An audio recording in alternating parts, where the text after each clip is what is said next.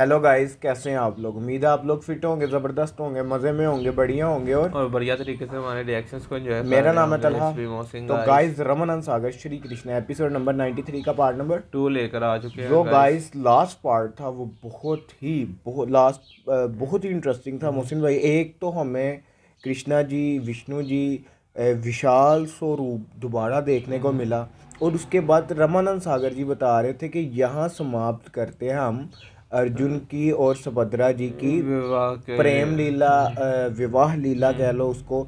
तो और अब चैप्टर एक नया उसके शुरू बाद होने जा हमें रहा था। कृष्ण जी की तीन पटरानियां देखने को मिली, जिनका बिल्कुल, उनमें भी यही बताया था कि जिनमें से एक पटरानी बड़ी सुंदर थी, उससे आप ही उनको सुंदरता पर बड़ा अहंकार भी बड़ा अहंकार था। था। बिल्कुल। तो गाइस यही स्टोरी चल रही थी, वहां पे हो गया था लास्ट पार्ट कर रहा हूँ। अब जानते हैं गाइस कि आगे क्या होने जा रहा है। चलते हैं वीडियो की तरफ और देते हैं रिएक्शन। रिएक्शन।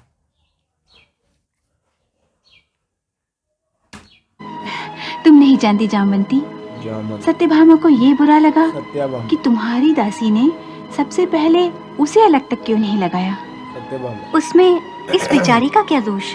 ये मेरी अंतरंग दासी है, इसलिए इसने सबसे पहले अपने स्वामिनी को सेवा के योग्य समझा। हाँ, परंतु आपने तो इसका बुरा नहीं माना। जाने दो जामवंती, मेरी बात और है, सत्यभामा की और। उसे अपने रूप का अहंकार है, वो अपने आप को सर्वश्रेष्ठ मानती है। रानी सत्यभामा का अहंकार छोटी छोटी बातों को लेकर प्रकट हो जाता था। इसका एक विशेष कारण भी था कि सत्यभामा एक वैभवशाली यदुवंशी सरदार सत्राजीत की पुत्री थी। सत्याजीत ने एक महान तपस्या करके स्यमंतक नाम की मणि प्राप्त की थी। उस मणि को वो प्रतिदिन सूर्य के सामने रखकर जब मंत्रोच्चार करता था तो उस मणि से सोना बरसता था।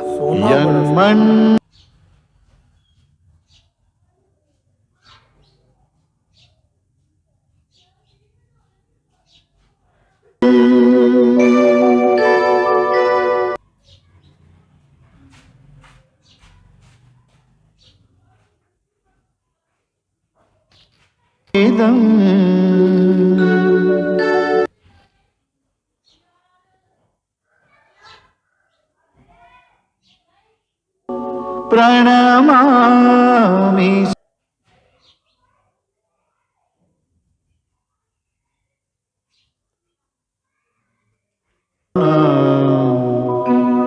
तत्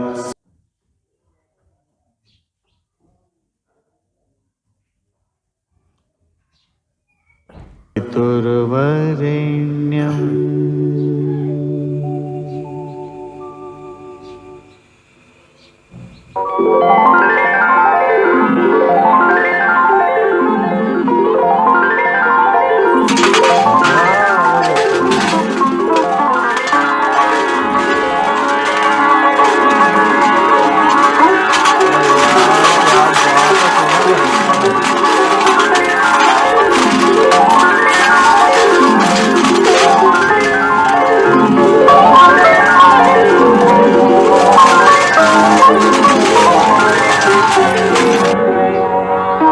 कहते हैं कि उस मणि से प्रतिदिन 20 मन सोना प्राप्त होता था। मन।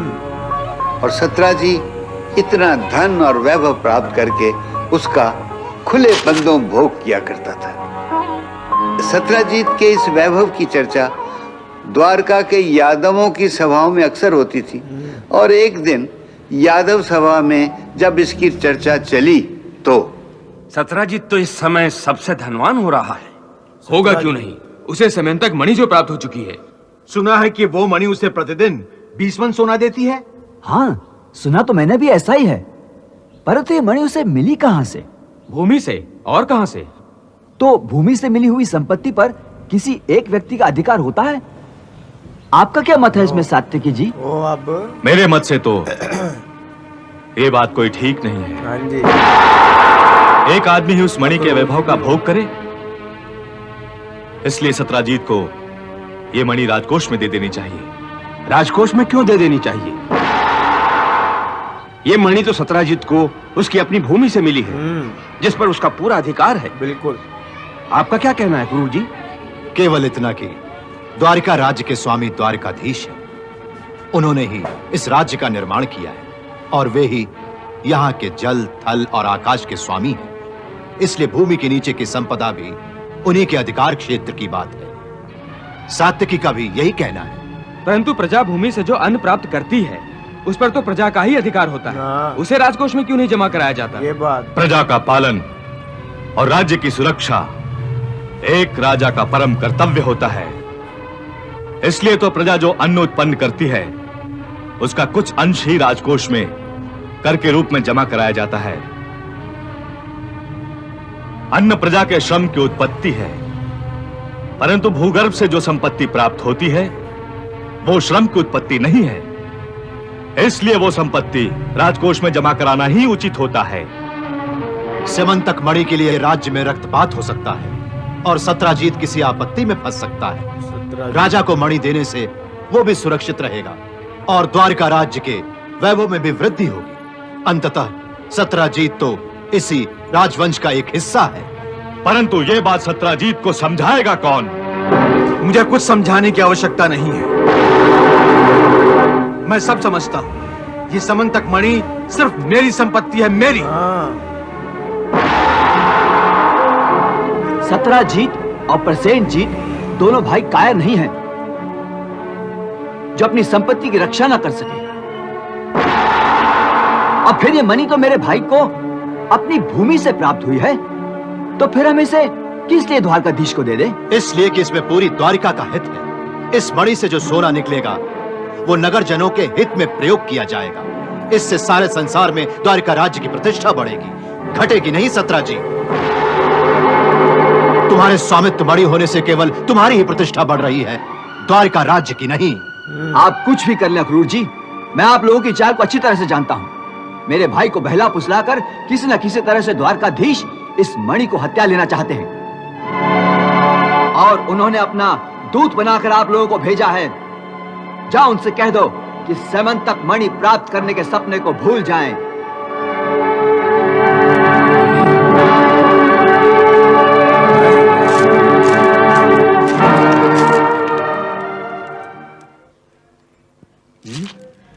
सत्राजीत का इतना साहस कि वो द्वारिकाधीश को चुनौती दे।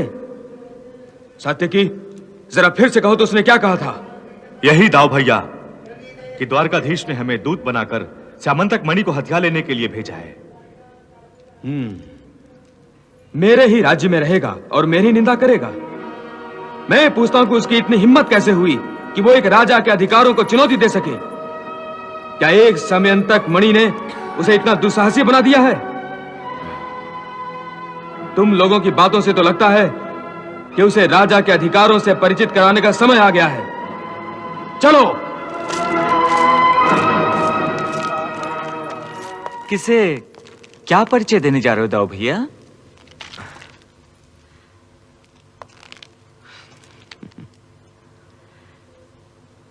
कुछ नहीं कन्हैया, सत्राजीत को बहुत अहंकार हो गया है। उसे राजा के अधिकार समझाने जा रहा था मैं। किस लिए? इसलिए कन्हैया कि एक सेमंतक मणि के कारण वो स्वयं को द्वारिकाधीश से बढ़कर समझने लगा है। वासुदेव, हम लोग भी सत्राजीत को यही समझाने गए थे कि वो मणि द्वारिकाधीश के योग्य है, इसलिए वो मणि राजा को भेंट कर दे, परंतु उसने हमारी बात का निरादर कर दिया। हाँ, और वो उसे अपनी निजी संपत्ति मान बैठा है। और इसलिए कन्हैया मैं उसे स्वयं हस्तगत करने जा रहा हूं। क्या बलपूर्वक दाऊ भैया? हाँ कन्हैया, जब बहुत समझाने पर भी कोई ना माने तो बल का प्रयोग न्याय संगत है। क्या ये एक राजा के अधिकार का दुरुपयोग नहीं होगा दाऊ भैया? दुरुपयोग? क्यों? क्योंकि राजा का सबसे पहला कर्तव्य है कि वो अपनी प्रजा की रक्षा करे, उसका पुत्रवत पालन करे, अपनी प्रजा की संपत्ति और उसके वैभव को सुरक्षित रखे। एक राजा को अपनी प्रजा की संपत्ति को बलपूर्वक छीनने का कोई अधिकार नहीं है। यदि राजवंशी अत्याचारी हो जाएगा तो एक राजा और दस्यु में क्या अंतर रह जाएगा? धर्म के अनुसार राजा पालक होता है, घातक नहीं। फिर हम अधर्म के मार्ग पर कैसे चल सकते हैं दाऊ भैया? तो क्या स्यमंतक मणि उसकी निजी संपत्ति हो गई है? निश्चय ही, वो सत्रजीत की संपत्ति है। उसे उसी के अधिकार में रहने देना चाहिए। वो हमारी संपत्ति कदापि नहीं है अक्रूर जी। उधर दूसरे दिन सत्राजीत का भाई प्रसेन जब शिकार खेलने जा रहा था तो वो सुरक्षा की दृष्टि से स्यमंतक मणि को अपने साथ ही ले गया। तुम कोई चिंता मत करना सत्राजीत, ये मणि मेरे पास सुरक्षित रहेगी। अगर इसे मैं तुम्हारे पास छोड़ जाऊंगा तो कोई इसे तुम्हें पहला फुसलाकर द्वारकाधीश को देने के लिए बाध्य करेगा। मैं शिकार से लौटकर इसे तुम्हें वापस कर दूंगा। ठीक है भैया, मैं तुम्हारी प्रतीक्षा करूंगा।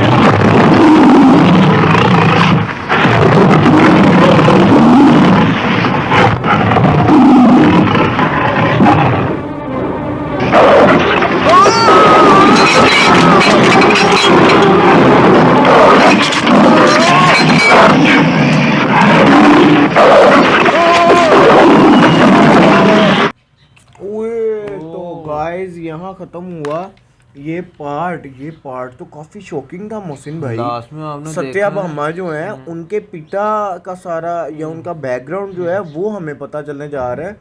जो सत्राजीत उनके पिता थे, उनको एक मनी प्राप्त होती है और वो मनी 20 टन सोना रोज उगलती है प्रतिदिन भाई। और उनकी इस तरह संपत्ति में इजाफा होता जा रहा है और वो उसी बड़े दिल के साथ वो बांटते भी हैं उस संपत्ति को। जो द्वारका की सभा थी वो सारे कहते कि इस पर द्वारकाधीश का अधिकार है और वो उनसे लेने भी गए हैं, उन पर आक्रमण भी करने जा रहे थे। वो उनसे लेने गए ना, पहले सारे जो मंत्री थे उन्होंने योजना जब बनाई वो उनसे लेने गए हैं। आगे से उन्होंने कहा कि ये हमारी संपत्ति है, ये हमारी अपनी जमीन से प्राप्त हुई है, तो इसमें आपका कोई अधिकार नहीं है। तो उसके बाद वो जो उनका छोटा भाई था सत्राजीत का, उसने ज़रा ज़्यादा अहंकार में बात की। उन्होंने आकर जब बलराम जी को बुलाया, बलराम जी ने कहा कि हमारे साथ उसकी ये दुस्साहस। तो देन जब वो उनको मारने जा रहे थे तो कृष्णा जी ने रोका। वो कहते हैं कि अवश्य ही वो उनकी संपत्ति है। और लास्ट में हमने देखा कि उनका भाई उनसे वो मनी लेकर शिकार पे गया तो वहाँ उसी का शिकार हो गया। अब देखेंगे नेक्स्ट क्या होने वाला है। यहाँ तक ये वीडियो अच्छी लगी तो लाइक शेयर कमेंट और हमारे चैनल को सब्सक्राइब। मिलते हैं नेक्स्ट वीडियो नेक्स्ट पार्ट के साथ। Love you India.